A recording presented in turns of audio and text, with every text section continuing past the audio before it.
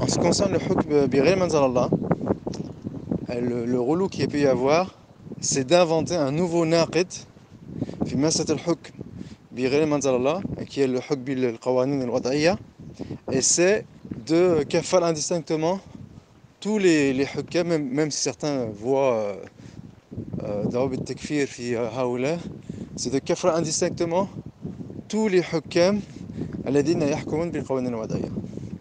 Voilà, pour ce qui est du relou dans cette mas'ala. Et on va faire un petit historique pour comprendre les enjeux. C'est qu'en fait, avec la décolonisation, et même peut-être un peu avant, on va dire à la fin du 19e, avec les nouveaux réformistes musulmans qui ont en fait, qu'ils ont voulu reproduire le modèle occidental qui a porté ses fruits, notamment dans les milieux francs-maçons, les milieux francs-maçons musulmans en réaction à la colonisation ont imité les structures franc-maçonnes européennes. Et il y a eu deux, on va dire, grandes pensées qui se sont affrontées, que sont les musulmans réformistes, qui se sont affrontés aux penseurs profanes réformistes, enfin modernistes, des pays musulmans, mais éventuellement non musulmans, voire athées, comme Tariq Hussein ou autres, qui vantaient les vertus des lois positives. Et en réaction à ce modernisme, on va dire, de la culture arabo-musulmane, des voix dans les camps traditionalistes se sont opposées à ces deux mouvements, et particulièrement au mouvement profane, mais aussi au mouvement réformiste musulman. On a entendu un petit peu Mohamed Sadek Khan se révolter contre les éloges des lois positives. On a entendu un petit peu plus avec Mohamed Rachid Rida, qui éventuellement s'insurgeait contre l'effervescence à l'époque de Taha Hussein. Mais il y a deux grandes figures qui, pour des raisons géographiques toutes simples, que ces grands réformistes venaient d'Égypte, même si d'autres venaient éventuellement de Syrie et de Liban, mais grossièrement les grands réformistes profanes, ou on va dire les grands modernistes profanes venaient d'Égypte. Et il y a eu deux grandes voix qui se sont opposées à cette promotion, voilà, des lois positives, que sont Mohamed Ahmed Shakir et Mahmoud Shakir.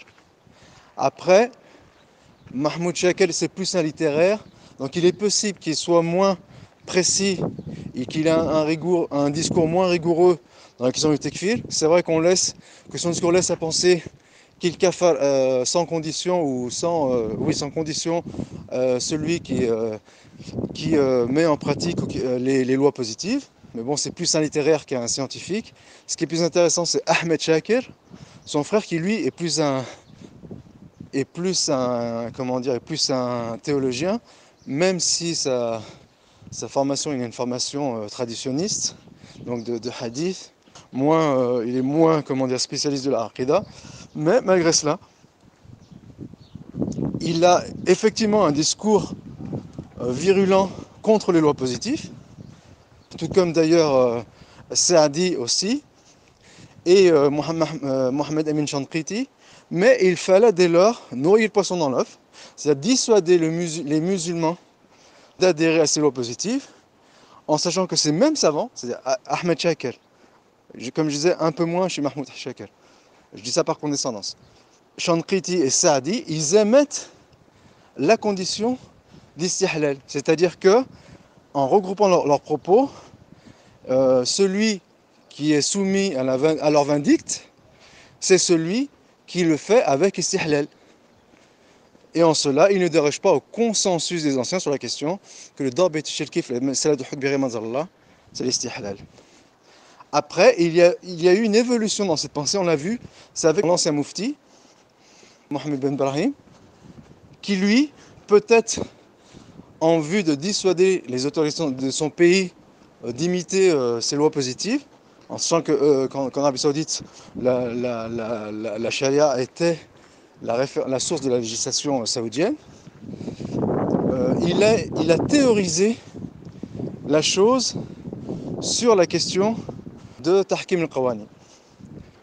Et c'est donc qui est à la base de l'idée selon laquelle Tahkim al-Qawani lidatiha, après bien sûr il y a des détails sur la chose, mais grossièrement c'est un aqim min waqid l'islam bidoun al-nadr ila l'istihlal, ou dit de façon autrement que quand nahkum bil qawanin wadiyya, cela implique forcément que la personne qui fait cela, il y a l'istihlal bil qalb.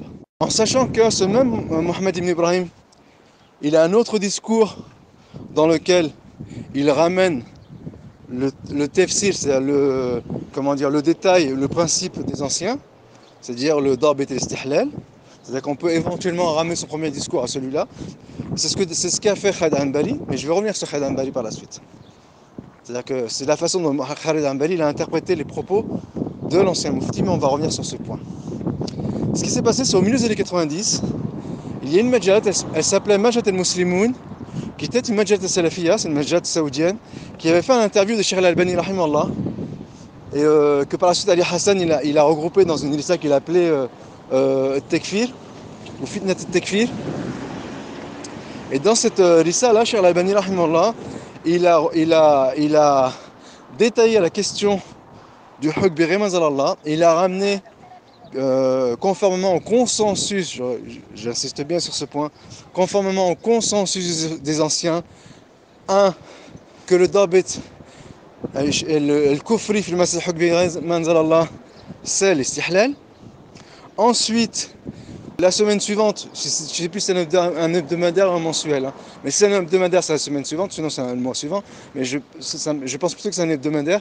La semaine suivante, Cheikh Ben Baz, il a corroboré les propos de Cheikh al-Albani, rahimahullah, et il les a corroborés de façon formelle, sans le moindre scepticisme sur la chose, si tant est qu'il a même, comme rapporté par Abul Hassan, dans ces questions qu'il a posées à Cheikh Ben Baz, et aussi dans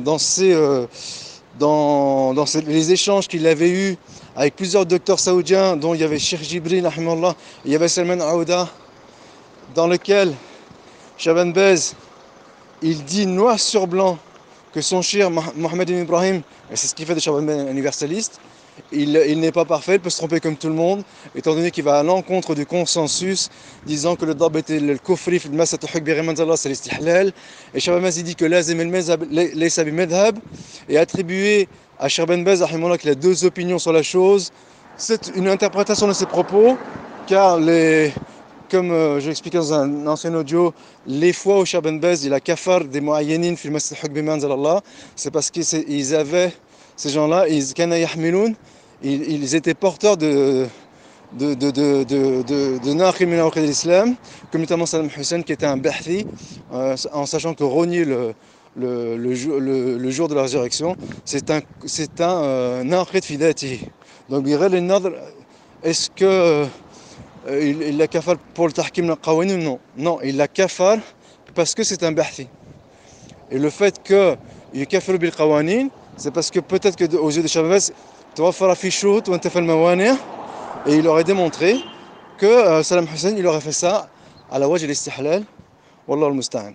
Ensuite, il est vrai que la semaine suivante, il y a eu une corroboration de l'article de Cheikh al-Albani par Cheikh al-Uthaymin. Il est vrai que Cheikh al-Uthaymin, il a émis, mais ce n'est que dans un premier temps, il a émis des certaines nuances à la chose. Donc, il est possible que, en fait, que la chose était nouvelle pour lui. Il est possible que Cheikh al-Albani, rahimahullah, il lui a appris certaines choses sur le sujet, ou il a réveillé certaines choses sur le sujet, qui a laissé perplexe Cheikh al-Uthaymin, et que ça l'a poussé à la réflexion. Donc, dans un premier temps, dans sa perplexité, il n'a pas adhéré entièrement aux propos de Cheikh al-Albani. Il disait qad, il a émis des éventualités, je suis entièrement d'accord. Il a même peut-être éventuellement d'autres propos où il laisse entendre que le fait d'appliquer les lois positives, c'est uniquement avec istihlal, je suis d'accord, mais par la suite, je dis bien par la suite, Cheikh al-Uthaymin, rahimahullah, il a été interviewé par Abul Hassan, le même Abul Hassan qui a visité en fait les trois grands. C'est d'ailleurs ce qui avait fait monter en grade Abul Hassan sa cote de popularité avait sensiblement grimpé suite à cette série d'échanges avec les trois grands. Et donc, il avait donc questionné sur al-Uthaymin sur la mas'ala Tarkim al-Qawanin, et là il dit noir sur blanc que le darbet et le kufri wa shirki c'est l'istihlal. En cela, nous avons non pas un consensus, c'est-à-dire légal, mais un consensus des trois plus grandes références de la communauté contemporaine sur la chose. Après la mort des trois grands, c'est-à-dire que de leur vivant, personne n'a osé déroger à ce consensus, comme personne n'a osé dire, je veux dire officiellement, que Cheikh al-Albani était un mourjid sur la mas'alat de l'iman, et encore moins sur la mas'alat de Bilja, je parle officiellement.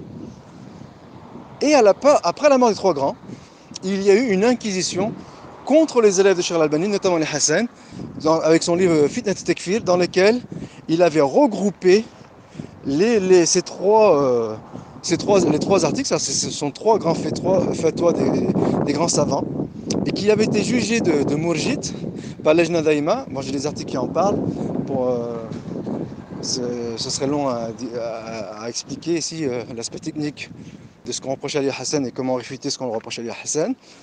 Et aussi le fameux livre de Khalid Ambari, qui a été préfacé par Cheikh al-Albani, mais aussi par un cheikh de Riyad, dans lequel Khalid Ambari démontre qu'il y a consensus sur la question du hukm bi ghayri manzalallah, que le darbet shirki c'est l'istihlal. Ce livre, à l'époque de Cheikh al-Albani, Cheikh Ben Baz, Cheikh al-Uthaymin, il n'avait pas été critiqué, en tout cas pas officiellement. Et dès la mort des trois grands, une nouvelle lejna daïma, sous l'impulsion de gens qui n'étaient pas d'accord avec la position de Cheikh al-Albani, Cheikh al-Uthaymin, Cheikh Ben Baz, ils ont condamné son livre. Et parmi les raisons pour lesquelles ils ont condamné son livre, c'est quand Khalid Ambari, il a ramené donc la fatwa de l'ancien moufti Mohamed ibn Ibrahim qu'il a écrit 5 ans après Tarkim al-Qawanin, et c'est avec cette fatwa dans laquelle Yashtaritu fi l'istihlal, il a expliqué par cette fatwa la position de Mohamed ibn Ibrahim, ce qui a provoqué la colère donc, de certains savants du Nejd, en tendance pro-Takfir, et qui ont donc voué au gémoni Khalid Ambari, comme quoi il mentirait sur les savants. Et parmi les mêmes qui l'ont voué au gémoni, il y avait Cheikh Jibrin, qui a démenti que Khalid Ambari avait rapporté ses propos, comme quoi il fallait comprendre les propos du Mufti, ou la fatwa du Mufti, Tarkim al-Qawanin, à l'aune de sa dernière fatwa, ou de sa dernière risala, sur la mas'ala du hukm bi ghayri manzalallah. Et bien sûr, il arrive aux savants d'oublier, comme Cheikh Jibrin Nefso, il a oublié les propos de Cheikh Ben Baz condamnant Ben Laden. Et quand on lui pose la question, Cheikh, est-ce que Cheikh Ben Baz a condamné Ben Laden? Il a répondu quoi à Cheikh Jibrin? Il a dit non, c'est un mensonge. Cheikh Ben Baz n'a jamais condamné Ben Laden alors qu'il l'avait condamné. Donc il se peut que le savant oublie. Il aurait peut-être éventuellement oublié que Khalid Ambari lui a avancé ses propos. Mais le comble de la justice, on a voué Khalid Ambari l'étranger au Gémoni. Il a quitté l'Arabie Saoudite. Il s'est installé aux Émirats.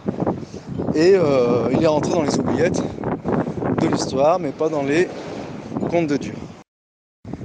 Et je disais déjà à l'époque que tôt ou tard, l'Arabie Saoudite, ils reviendront à la position de Cheikh al-Albani. Et ça n'a pas tardé. L'un de ses protagonistes, Cheikh Saleh al-Shir, qui avait tenu des propos très violents contre le gouvernement algérien des années 90, et qui avait d'ailleurs servi de fonds de commerce au Tekfiri d'Algérie, voire même au fils, tout simplement au fils, parce que bon, même si on émet une nuance, en tout cas, ça avait servi à l'insurrection algérienne. Et donc, Cheikh Saleh al-Shir, quand il y a eu une vague d'attentats en Arabie Saoudite, il avait un discours beaucoup plus pondéré, déjà, bien sûr, quand il était ministre. Après, on peut interpréter cela comme on veut, de différentes façons en tout cas. Donc déjà sur la mas'ala al-Bilja, comme j'en ai parlé dans des études différents, mais aussi dans la mas'ala du hukm bi ghayri manzalallah.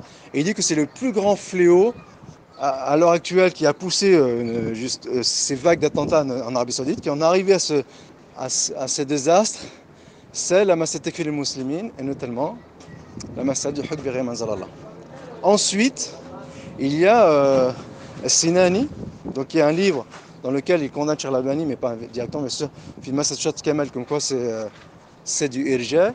Il a été introduit par Cheikh Fawzan, mais dernièrement il a fait un autre livre où il est en conflit avec des tikfiriyin, enfin, où il explique que lui, il faisait partie de la lejna, qu'ils allaient voir les insurgés en prison pour les ramener à la raison, et qu'il leur a fait donc une série de doros, il les a reproduits dans son livre, et il a parlé du Hud Bilgel, j'en ai parlé précédemment, et quand il arrive à la Masjid Hud Biri Manzalallah, il fait exactement ce qu'a fait Khaled Anbari. Il dit que c'est à l'aune de cette nouvelle fatwa, de la dernière fatwa, 5 ans après Tahkim Qawanin, qu'il faut interpréter les propos de Mohamed ibn Ibrahim. Donc il revient à l'opinion de Khaled Anbari, le damné. Et le comble du comble, Cheikh Ben Fawzan, il valide complètement ce propos en bas de page, alors qu'il fut parmi les signataires de la Lejna Daima qui vouait Khaled Al-Anbari aux gémonies.